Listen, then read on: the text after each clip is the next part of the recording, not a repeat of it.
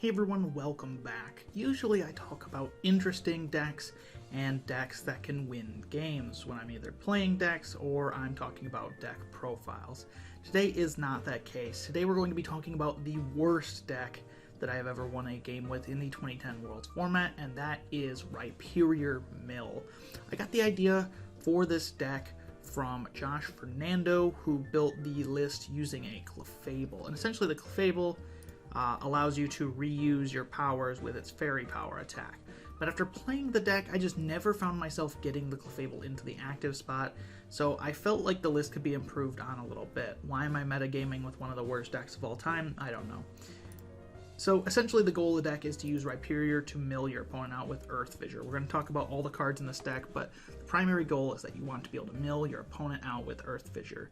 I have only won a single game with this deck, and every other game I have played I have lost, because milling your opponent out in the 2010 Worlds format is just exceptionally difficult, and that's because of Claydol for one thing. It's because of Power Lock for another thing. There's also a lot of decks are just being more honest with their resources. They're putting things back for later with Claydol instead of just turning and burning the way a deck would in, anything from like Black and White era is going to be burning a lot of cards with things like Ultra Ball and Research, whereas this format does not have those kind of interactions. So we need to pray. Starting off, we have 3 copies of Spiritomb with the Keystone Seal Pokebody. As long as Spiritomb's your active Pokemon, each player can't play trainer cards from their hand. Essentially, this just gives us a good setup against SP and other decks. Starting this is never bad, as you just slow your opponent down while giving yourself some time to set up. And really slowing your opponent down, the name of the game. At some point, we do want our opponent to play cards from their deck, otherwise they're just going to, body us if they're just not playing cards and still, moving along, but like we do need to slow them down so that we're not just letting them take turn 1 knockouts. It also does have Darkness Gray's incredible attack to evolve one of your benched Pokemon, but he takes a damage counter. Really good starter. But even if you go first, you can usually get Spiritomb and another basic, because we play an astonishing number of basics in this deck, so usually Spiritomb is going to get good value. Next up, we have 4 copies of Rhyhorn. This is the optimal Rhyhorn because it has 70 HP, and it also has a great artwork. We could use Stomp in this deck. We're not going to.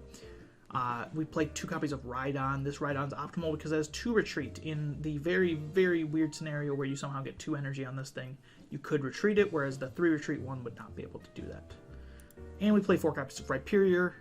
This is here, first of all, big HP, which is nice. This guy can take a hit. It's here for Earth Fissure. When you play Rhyperior from your hand to evolve one of your Pokemon, you may discard the top 3 cards from your opponent's deck. So immediately, we just want to deck our opponent out. You just want to reuse Earth Fissure as many times as possible. Hopefully get rid of your opponent's recovery cards along the way, because really this deck does not deal well with the recovery cards, because it's already just super hard to deck your opponent out in this format. This deck has no offensive pressure either, unlike Rhyperior Mill in 2007, which has access to Scramble Energy to pull off a surprise attack with Rock Wrecker. This deck really does not have that kind of pressure, unfortunately, which makes it hard to play, to say the least. We play 4 copies of Unknown R with Retire. If Unknown R is on your bench, you may discard Unknown R and all cards attached with it, then draw a card. Essentially, it just makes our deck 4 less cards, making a 56 card deck, and we can use this under Spiritomb's Trainer Lock, which we cannot for different trainer cards that would also have a similar effect. Also searchable out of the deck, recoverable back into the deck if we need just an emergency draw with Unknown R for whatever reason. Hidden Power, move any number of basic energy attached to your other Pokemon. We do not play basic energy, so it's not relevant. 3 copies of Baltoy. Since this deck needs 2 Claydol in play really to begin the game, we do play 3/3 Baltoy. Claydol, Psychic Balance, if you have less cards in your hand than your opponent, draw until you have the same number of cards, can potentially get you out of a bind. Don't expect to be using this very often though, because we only have 2 energy. Claydol is here for Cosmic Power. Once during your turn, you may choose up to 2 cards from your hand, put them on the bottom of your deck, and then draw up to 6 in hand. Essentially, 2 Claydols allows us to just draw an absurd amount of cards with the deck, but it's also our worst enemy in a way, because opponents that are playing Claydol are going to be able to put cards to the bottom of their deck when they're drawing which means that they're saving cards, which is why it's really difficult to win with mill in this format. There's also not things like Crushing Hammer or Energy Removal 2 or POW Hand Extension in this format in the same ways there are in other formats. Control's at a different spot in this format, and it's more that lock decks succeed with things like Shenlock that just shut you out of the game. So Clay Doll is both our best friend and our worst enemy, but you need 3 copies of these to get them going as fast as possible and start drawing your pieces. Because as much as it's just like it doesn't really matter when you mill, because you're still going to hit cards, you also do want to mill as fast as possible so that you can hopefully hit cards that your opponent wants. Things like the recovery cards before they can get them out of the deck into their hand, because they're probably going to be using Cosmic Power to try to find those cards so you can't mill them. This deck plays a very unique concept. I did take this idea from the Game Over deck from Majestic Dawn to Call of Legends. Read about this deck on Sean W's website. I think it's Sean W. I'm not going to attempt to pronounce his last name because I know I'm going to butcher it. But essentially, Dialga Level X is going to be our cheat code to try to win games. And this is how I won a game with this deck, is because I was able to cheat with Dialga. So we played 2 different base Dialgas. This one is really good with its reverse time. When you play it from your hand onto your bench, search your discard pile for up to 3 in any combination of Pokemon excluding Level X and basic energy cards. Show them to your opponent and put them on top of your deck. Just really good recovery. Unfortunately, it does mean that if you play it too early, you won't be able to get the best use out of it. But you can even just put this down and get back 3 unknown R and then search them out and reuse them, which is really good. Also just a really solid thing, and allows us to play less recovery cards. Usually this deck would need to play multiple recovery cards. We don't. The reason I decided to split this with 1 copy is because there's another Dialga that we play, which is Dialga from, well, I was about to say Dialga from Platinum. I think, yeah, they're literally both the same set in order. We play 1 copy of Dialga with Time Aura. As long as Dialga is your active Pokemon, your opponent can't play any Pokemon from his or her hand to evolve their active Pokemon. So this is just a really good starter, and what the most important thing that this does against evolution decks is it forces them to play multiple Pokemon down on the field, where otherwise they would just not play multiple Pokemon down the field. It would be very difficult for us, and we wouldn't like that. So this is just a very nice way to force your opponent to play a few more cards. Yes, they're still going to be putting cards back into their deck with Clay Doll, but if they're forced to put a second attacker into play, let's just say they start, in the game I won, it was against Kingdra, so let's just say they start Horsey. I put up the Dialga, this did actually happen in the game, and suddenly he can't evolve his Horsey, so he was forced to retreat into another Horsey that he had to put down so that he could Kingdra and start attacking. Just a nice way to maybe slow your opponent down for a turn or force them to play multiple Pokemon into play. That way they're playing more cards down, so there's less for us to mill. And attack is irrelevant. We play this for Dialga Level X. Only a 10 HP increase is pretty bad, but it has the time skip. Wow, there's a Pokegym logo on this. That is a antiquated scan, that's for sure. There's the time skip Poke Power. Once during your turn, before you attack, you may have your opponent flip 2 coins. If both are heads, your turn ends. Yikes. If both of them are tails, after your opponent draws a card, their turn ends. So this is just what our deck is going to do. I noticed that this deck just did not have enough time, pun intended, to win games just by milling, honestly. Especially against SP decks, they're able to spray your Rhyperiors, which is just awful for you. You can't deal with that at all. But with time skip, this gives us an opportunity to win, and the reason I won, I will show the screenshot in a minute of what my game looked like, is that I was able to skip 2 turns of the opponents. They also skipped 2 of my turns because they got 2 double heads when they flipped their coins, and skipped 2 of my turns at one point, but I was able to turn it back around and skip 2 of their turns, which allowed me to win the game. So essentially, we're going to get the Dialga into play. We're going to move it to the bench, hopefully, and skip some turns. Notable that if you skip your opponent's turn, do be careful, because if both of them are heads, your turn ends just immediately on the spot. But if both of them are tails, you still have the rest of your turn then. You do want to finish up actions that you want to do before then, but what we're going to do with this extra time is that we're going to be able to use attacks in the time that we end our turn. Or that we know our opponent's going to end their turn, so we can use an attack knowing that they won't be able to do anything to it. Our attack is Azurill from Diamond and Pearl base. 40 HP is terrible. Weakness to fighting is terrible. 1 retreat cost is terrible. However, we have the delivery attack, which is free. Put any card from your discard pile into your hand. We're going to be reusing Super Scoop Up. Almost always you're going to be getting this, unless it is your starter and you need to set up by getting something like a supporter back. This is just here to reuse Super Scoop Ups. Essentially, Dialga is going to try to buy us extra time, and then we're going to get a Super Scoop Up back with that extra time to throw more slots at milling with Rhyperior. Just keep gambling, it will work out eventually. It did for me. We play 1 copy of Unknown Q. If Unknown Q is on your bench, you may discard all cards attached to Unknown Q and attach it to one of your Pokemon as a tool, and the Pokemon that Unknown Q is attached to pays colorless less to retreat.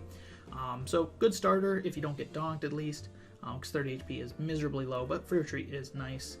Pin power for 20 is something we can use. Don't think you'll use it ever, but it exists. Maybe you can donk an opposing Unknown Q if your opponent starts that and just take a free win. This is just here though mainly. If we start a Pokemon that has 1 retreat, like our Uxie or our or the ball toys, things like that, we can retreat into Spiritomb, or maybe we want to retreat into Dialga, or Zuril as a starter that has 1 retreat. Essentially, just get it out of dodge so you can have your starter, have the Pokemon up that you want to have up. Speaking of Uxie, 1 copy of Uxie. Setup, when you play it from your hand to your bench, you may draw until you have 7 cards in your hand. We never want to do this, but we do have to. You always want all 5 of your bench spaces, which is why this deck does not play Azel from Legends Awakened, which you can't get off your bench without just manually picking it up.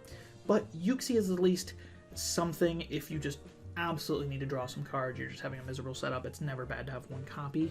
And Psychic Restore, 20, put Uxie and all cards attached on the bottom. If you play Uxie down, you're probably going to have to Psychic Restore to get out of play. Next up, this is an arguable tech line. I'll talk about some techs that you can include after this, but I choose to play 1/1/1 Dusknoir line. Reaper Cloth on the Duskull is the best one because you can evolve it the turn you play it into Dusclops. The print doesn't matter, just pick one with 1 retreat cost. Do not pick the one with 2 retreat costs because that might be relevant. And Dusknoir. Dusknoir's Dark Palm. Once during your turn, if your opponent has 4 more bench Pokemon, you can choose one of them, shuffle that Pokemon all cards attached to it into their deck. So some decks do want to build out their board against a kind of deck like this. I was playing against Kingdra, it's a good example. They want to have as many Kingdras in play as possible so they can start damaging you. Dark Palm is essentially just a vibe check for these decks. We really don't want to be milling cards by putting them back into the deck, making our job harder, right? But if your opponent either only has 1 attacker built up in overbenches, or if the opponent just plays into Dusknoir, you can potentially, trying to get greedy with extra Pokemon on board. There's scenarios where Dusknoir can help. I don't think you do need Dusknoir, though. I think this could be cut for some text that we'll talk about, or just more speed. We play 4 copies of Pokemon Collector as our supporter. Search your deck for 3 basic Pokemon, show them to your opponent, and put them into your hand. We don't play any basic energy, so we don't want Roseannes. Notably, this grabs all of our basics in the deck, which there are a lot. The most notable basic that it grabs is actually Unknown R. Since Unknown R draws you a card, essentially you can turn your collectors into a draw 3 if you have everything else. Don't be grabbing Unknown Rs though unless you have everything else you need. Primarily, if you start Collector, you want to get your Spiritomb and maybe an Unknown Q and get into that Spiritomb as soon as possible so you can start evolving things like Baltoy and Rhyhorn on the bench. 3 copies of Bebe's Search. Choose a card from your hand, put it on top of your deck, search your deck for a Pokemon. Just decent Pokemon search, really not that strong, but it plays under Spiritomb, which is good, and we can search out a evolved Pokemon, usually a Rhydon or a Claydol or Dialga, level X, which are harder to search pieces that to fulfill our combos. It does put a card back in the deck, so it means we can draw a little bit more with Claydol too. Super Scoop Up, this is the main way we're going to reuse our Rhyperiors. Flip a coin, if heads, return 1 of your Pokemon and all cards attached to it to your hand. You're almost never going to use this on anything else but Rhyperior. Just always use this on Rhyperior, unless you're like completely dead and you're reusing a Uxie to like set up your board or something. Just use Super Scoop Up, pick up a Rhyperior, mill 3 cards. Essentially, if this deck prizes multiple Super Scoop Ups, you probably just lose then and there because you just need to use the Rhyperior's power so many times to get this deck to do anything. But yeah, Super Scoop Up, not too bad. Pretty good. Just flip enough heads. I got pretty lucky in the game I won. 3 copies of Pokemon Communication. Choose a Pokemon from your hand, show it to your opponent, put it up in your deck, then search for a Pokemon. Just more consistency. We really want to get going really fast. We play a pretty high count of Communication, just so we can find our Claydol turn 1 or a Uxie or an Unknown R and just keep milling through the deck. Also searches the harder to find pieces like Dialga level X and Rhydon, Claydol, things like that. Warp Point. Your opponent switches one of his or her Pokemon with the active, and then you switch one of your bench Pokemon with the active. So level X's need to be in the active spot to level up, so I figure this is a good way to do it. If your opponent only has, let's just say, one attacker and a Claydol in play, you can also make an uncomfortable decision on them, force them to switch into the Claydol, and then they have to find a way back. We do play 2 copies of this and 2 copies of Warp Energy that we'll talk about in a bit, just giving you a little bit of options. This is not usable under Spirit Tomb though, so do be careful about that. That's why we play the Warp Energy as well. So just get your Pokemon up to the active like a Dialga level X, Warp Energy it back to the bench, so that's out of danger, or just Warp Energy like a Pokemon so you can bring up a free attacker like a Zuro. Warp Point also does that, yep. 1 copy of Level Max. This is a card that I do want more copies of, so if you do cut Dusknoir, this is one of the cards you can add in higher quantities. Flip a coin. If heads, search your deck for a Pokemon level X that levels up from one of your Pokemon and put it onto that Pokemon. This notably gets away from the limitation that they have to be active, which is really, really good. But you do have to flip heads, and we're gambling decks, so why not? Just keep flipping coins and you'll get the ones you want eventually. So I think you should play more copies of this, ideally. I would love to just play like 2 or 3 copies, just not room. You could cut Uxie maybe, you could cut the Dusknoir line maybe and add this, and that would be a way to improve your deck a little bit.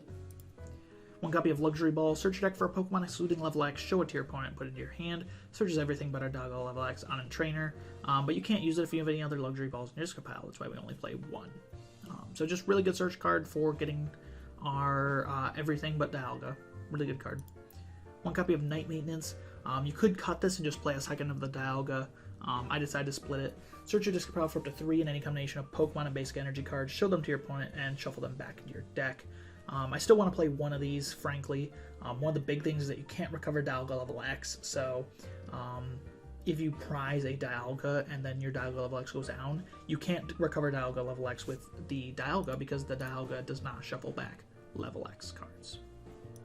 So you could play 2 copies of this and just pray you don't prize the Dialga. I choose to play it safe. Lastly, 3 copies of Broken Time Space. Each player may evolve a Pokemon that he or she evolved during that turn. We need this for Rhyperior. If you play Super Scoop Up, you can pick up Rhyperior, put the whole line down again, and use Earth Fissure. Also just good for getting our early Claydols. You can get a 1-turn Dusknoir, things like that. You cannot level up a Pokemon the turn you play it with Broken Time Space, so keep that in mind. You need level max to do that. Warp Energy, attached to your active and switch. Good for getting a Pokemon out of active, getting Dialga up and retreating it to the bench with Warp Energy, pretty good. And isn't locked by Trainer Lock, so you can use it on Spirit Tomb too. Notably, this is why we play guys with 1 retreat when possible or 2 retreat when possible, because there's a very small chance that Warp Energy could provide that retreat for them and get them the hell out of dodge.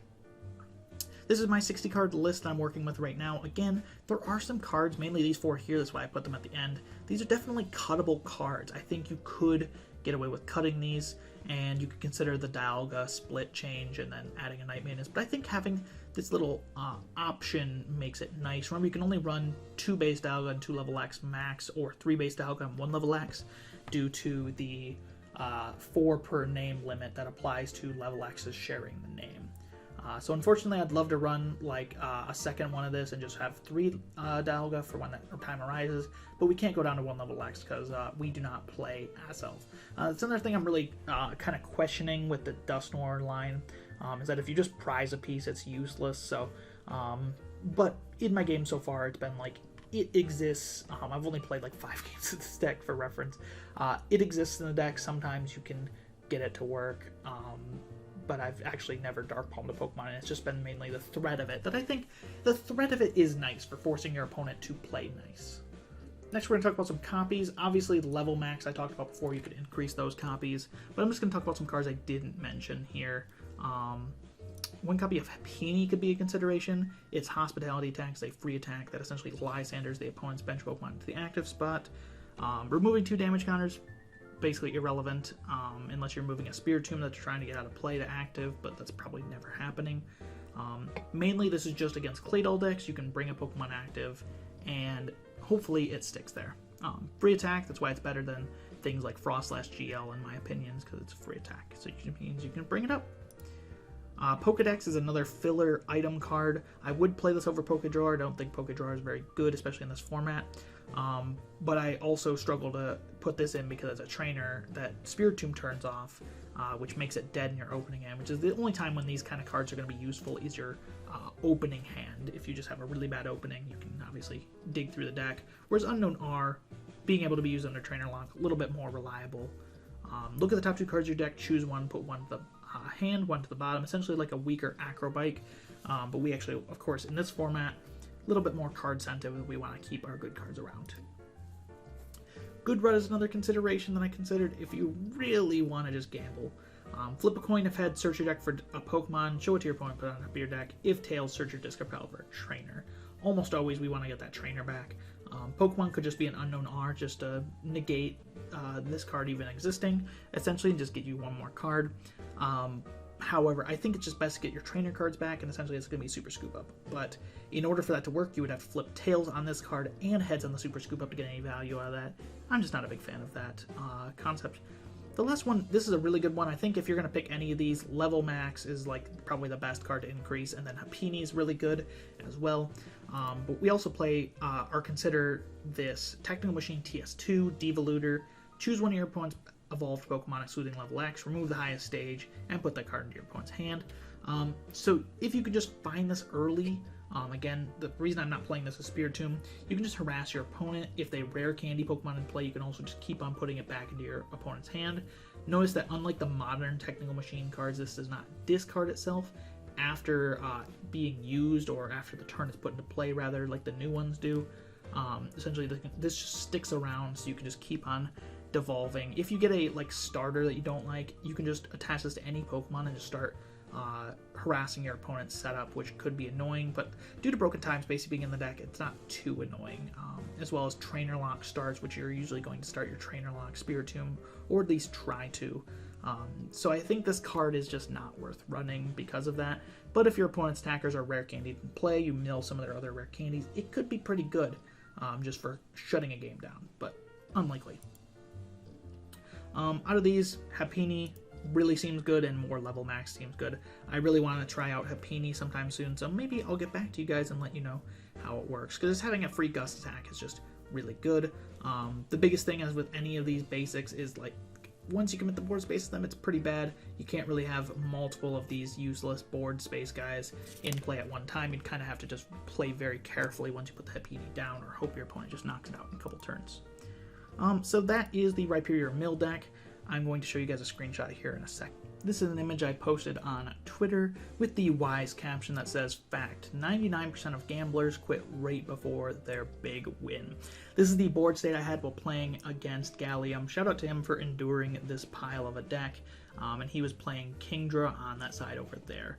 Now, notably, you'll notice that Hidalgo with 110 HP is 10 HP away from being knocked out, and he only has one prize card left.